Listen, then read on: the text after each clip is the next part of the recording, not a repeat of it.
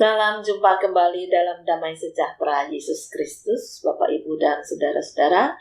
Hari ini kita akan belajar bagaimana penyertaan Yesus dan pimpinan Roh Kudus tetap ada bersama kita. Kasih karunia Allah Bapa juga tidak meninggalkan kita di tengah kehidupan yang gelap dan mungkin juga ada badai.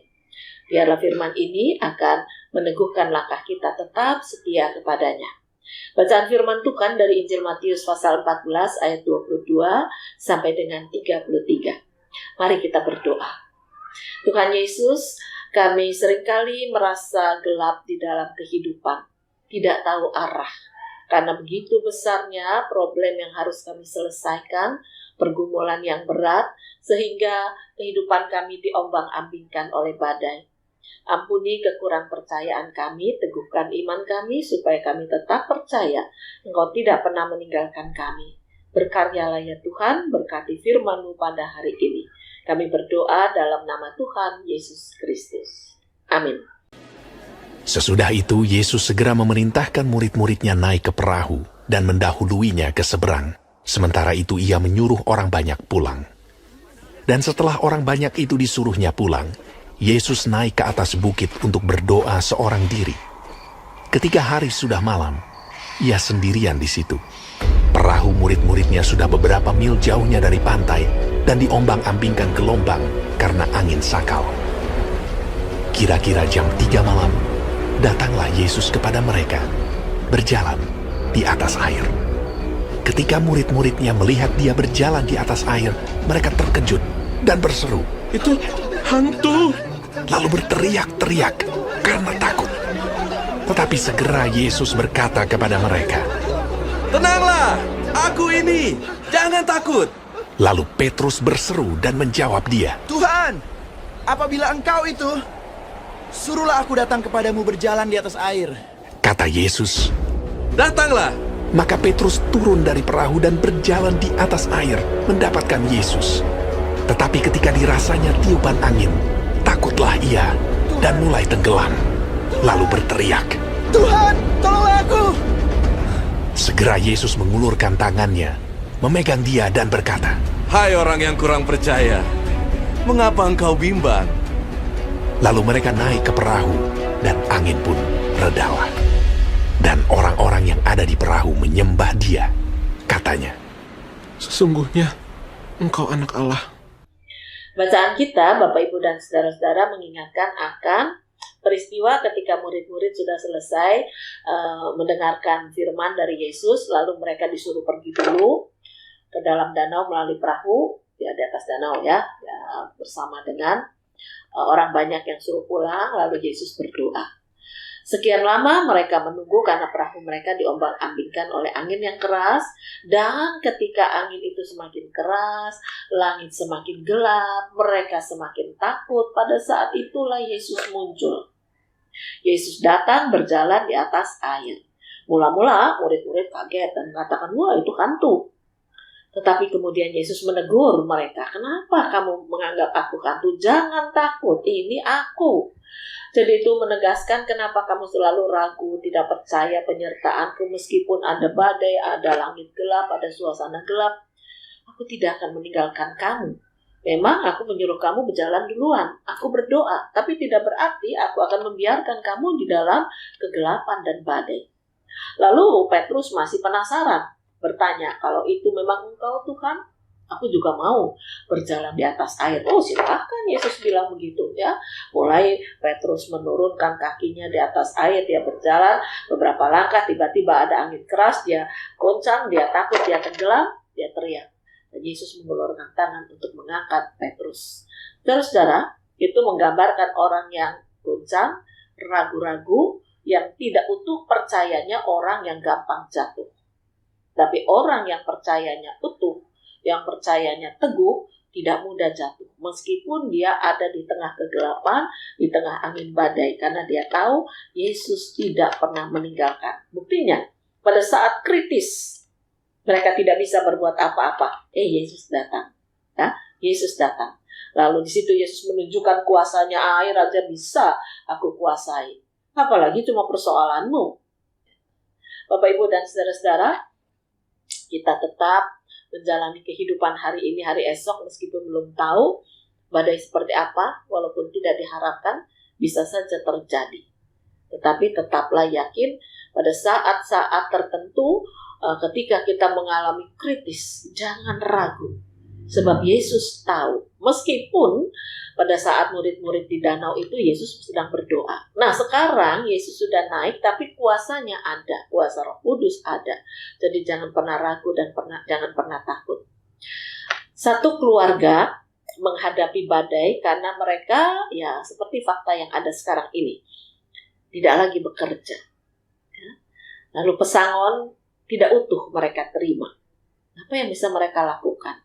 Akhirnya mereka putuskan, ya sudah, kita menjual mobil yang biasa dipakai untuk bekerja, suami istri antar anak sekolah, biasa mereka berangkat bareng, lalu suami antar anak, antar istri, dan dia kerja. Kemudian nanti pulangnya sendiri-sendiri biasanya, kadang suami bisa jemput istri, tapi anak sekolah naik bis. Lalu mereka berunding dan berkata, mobil ini kita lepas, lalu kita tukar dengan mobil dalam bentuk lain supaya bisa untuk usaha. Ya, kalau yang model sedan ini nggak bisa untuk usaha. Kita pakai, kita beli yang bisa untuk usaha. Apa sih yang mau mereka usahakan? Istri itu berkata, aku sudah lama sekali nggak pernah bikin kue. Kalau mau bikin kue dengan mobil ini keliling, kira-kira bisa nggak ya? Suaminya mengatakan semua harus kita coba dengan modal yang tidak banyak. Ya, jangan bikin sesuatu yang besar dulu. Mari kita keliling jualan kue dengan yang kamu bisa pakai mobil terbuka ini. Ada yang dibuat juga di dalam mobil, masih panas, masih hangat, biar pembeli itu berdatangan. Lalu mereka mulai usaha. Mereka berhentikan mobil itu depan pasar, cari tempat yang baik. Suaminya pakai mikrofon, mengatakan di sini ada kue-kue hangat yang baru, bukan gorengan, tapi roti dan beberapa macam kue yang lain. Orang-orang mulai melirik, mulai melihat, ya, bagaimana mereka melihat ada oven yang kecil dengan listrik seadanya, ya, pakai aki itu, lalu kue-kue yang mulai matang dan yang sudah matang, ada roti, ada beberapa macam kue lain. Mereka mulai tertarik. Dan ya sedikit demi sedikit usaha itu maju. Tapi ya itulah dunia, ada banyak ketidakadilan. Mereka dirongrong oleh orang-orang yang datang meminta bayaran cukup tinggi karena kamu pasang mobil di sini dan ini bukan tempatmu, ini tempat kami harus bayar kamu harus bayar kami. Akhirnya mereka merasa keberatan, diminta bayaran yang cukup tinggi, lalu mereka pindah ke tempat lain, ya, tempat yang lebih aman. Tetapi karena sudah beberapa orang yang tahu, mereka tanya dan mereka akhirnya menemukan penjual kue itu pindah kemana. Pindahnya ke belakang pasar, yang katanya sewanya lebih murah. Gak apa-apa, orang mencari. Tuhan memimpin, Tuhan menuntun, ya, ketika mereka menghadapi badai, baru sedikit usaha, ada badai lagi. Baru berhenti bekerja menghadapi badai, Tuhan buka jalan, buka hikmat, mereka bisa jualan, kena badai. Sekarang mereka harus pindah ke tempat yang ada di belakang, dianggap sepi. Tapi rezeki dari Tuhan itu tidak bergantung lokasi. Tuhan bisa membuat ramai pasar bagian belakang yang biasanya sepi itu ketika bapak ibu yang berjualan kue ini pindah ke sana. Orang yang langganan berburu ke sana. Makin hari makin ramai. Karena mereka sudah tahu tempatnya di situ. Rezeki tetap datang. Itulah orang yang bergantung pada Tuhan di tengah badai, tidak berjalan sendiri. Tidak ragu pertolongan Tuhan dari depan yang ramai dipindah ke belakang yang sepi. Mereka tidak ragu. Kalau kami harus berjalan di atas air sekalipun, asal bersama Tuhan, kami mampu, kami bisa. Itulah sebabnya mereka berjalan pindah ke belakang. Nah, disitulah mereka mulai mendapatkan berkat-berkat, tapi juga tidak lepas dari kejahatan, ya, dari orang-orang yang tidak suka. Tahu-tahu ada saingan datang, kami juga bisa. Biasa ya kalau ada yang mulai laris, mulai terkenal, saingannya jejeri itu. Pakai nama juga hampir mirip. Tapi pelanggan-pelanggan yang setia mengatakan ini yang mula-mula, ini yang awal. Lah, yang baru mengatakan kami juga enak kok, nggak kalah enak sama mereka. Apalagi mereka katakan, kita kan bareng-bareng ya, suku, seiman dan sebagainya. Nah, mulai agak sepi. Tapi kemudian mereka bergantung kembali pada Tuhan dan ternyata Tuhan tetap buka jalan. Yang datang itu bukan orang-orang sekitar saja yang biasa langganan. Tuhan datangkan dari berbagai tempat malahan. Malah lebih laris. Yang ini tambah jengkel. Yang seiman, yang sesuku katanya sudah ditarik. Datang orang-orang yang baru. Nah, lalu di sini ditulisin macam-macam untuk orang yang seiman dan seterusnya. Tapi mereka katakan, kami beli kue, beli makanan, nggak ada urusan dengan kaitan macam-macam seperti itu. Nah, itu yang menjadikan mereka tetap hidup. Bapak, Ibu, dan saudara-saudara, ketika seseorang merasa dipimpin Tuhan dan tidak ragu, maka badai boleh menyerang, Tuhan Yesus mampu meneduhkan. Percayalah, Roh Kudus menguatkan saudara untuk tetap setia. Selamat berkarya, Tuhan memberkati firman-Nya. Amin. Mari kembali kita berdoa. Tuhan Yesus, peristiwa kehidupan kami mungkin tidak jauh berbeda dengan ilustrasi tadi. Tapi kami tahu seringkali kami goncang seperti Petrus. Buatlah kami teguh seperti orang yang dinyatakan dalam ilustrasi. Tetap percaya. Dari tempat ramai dipindah ke tempat sepi, tetapi tetap Tuhan buat ramai. Ketika ada persaingan, tetap Tuhan juga membuat mereka hidup.